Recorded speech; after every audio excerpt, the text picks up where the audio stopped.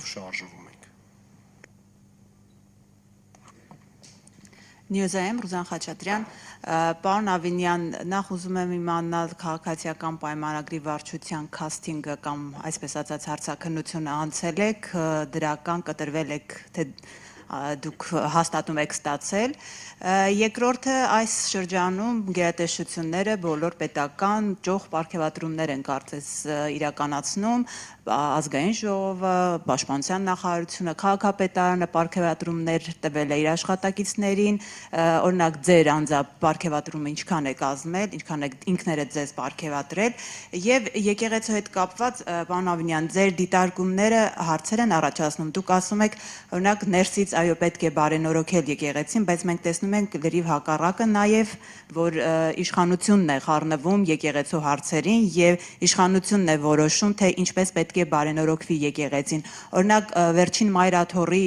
եթե իրավիճակին անդրադառնանք, դուք ինչ եք կարծում, դռները հարվածելը, կաթողիկոսի գերեզմանակարի վրա կանգնելը, հայոյելը, դա բարենորոգման ճանապարհ է։ Նախ անդրադառնամ ձեր երկրորդ հարցին եւ գիտեք, երբ դուք ասում եք, որ իշխանությունն է իրականացնում այդ բարենորոգումը, ես այդ վստահորեն չեմ համաձայնի, իշխանությունը բարձրաձայնում է խնդրի մասին։ Իշխանությունը հստակ իր դիրքորոշումն է հայտնում եւ իրականում իր դիրքորոշումը ժողովրդի դիրքորոշումն է։ Եթե մենք այստեղ որևէ կասկած ունենք, եկեք հարցում իրականացնենք, իրական հարցում իրականացնենք, որպեսզի հասկանանք արդյոք այն ինչը որ տեղի է ունեցել վերջին տարիներին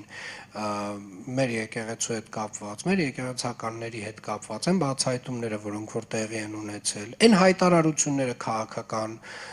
որ եկեղեցականները տարբեր ժամանակներում արել են, այս կամ այն մոտիվացիայից եւ կենտրոնից դրդված,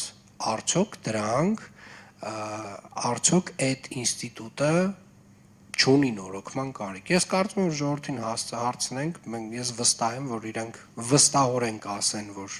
ունի կարիք եւ իշխանությունը ընդհանրապես բարձրաձայն կներեք, թողեք ավարտել։ Թողեք ավարտել։ Այո, արել ենք։ Բայց դա չի կարևոր։ Իրականում կարևորը ճշմարտությունն է։ Եվ ճշմարտությունը միշտ պետք է լինի գերակա։ Եվ երբ որ ես ասում եմ որևէ ինստիտուտներից պետք է նորոգվի եւ ժամանակի պահանջներին, ժամանակի տրամաբանությանը, ժամանակի հանրային, այսպես ասած, բաց այս նամանավանդ այն դարում, երբ որ ինֆորմացիան հասանելի է ամեն մեկի մասին, ամեն ինչի մասին եւ արդեն շատ բաներ հնարավոր չի կոծկել եւ թաքցնել եւ պահել մութ ինչ որ հատվածներ, պետք է համապատասխան այդ նորոգումը տեղի ունենա եւ այդ նորոգումը տեղի ունենում հենց եկեղեցու ներսից։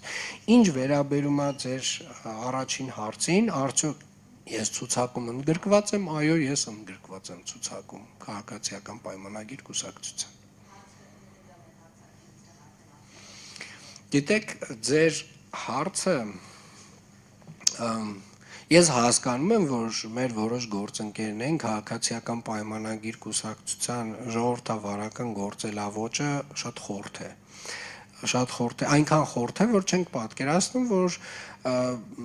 այդ որոշումը կայացնելու համար արդյոք մարդը պետք է լինի ցուցակում, թե չպետք է լինի, այդ ընդհանուր կանոնին ենթարկվում են բոլորը, եւ ես, եւ վարչապետը, եւ բոլորը, այսինքն բոլորս մեր հերթին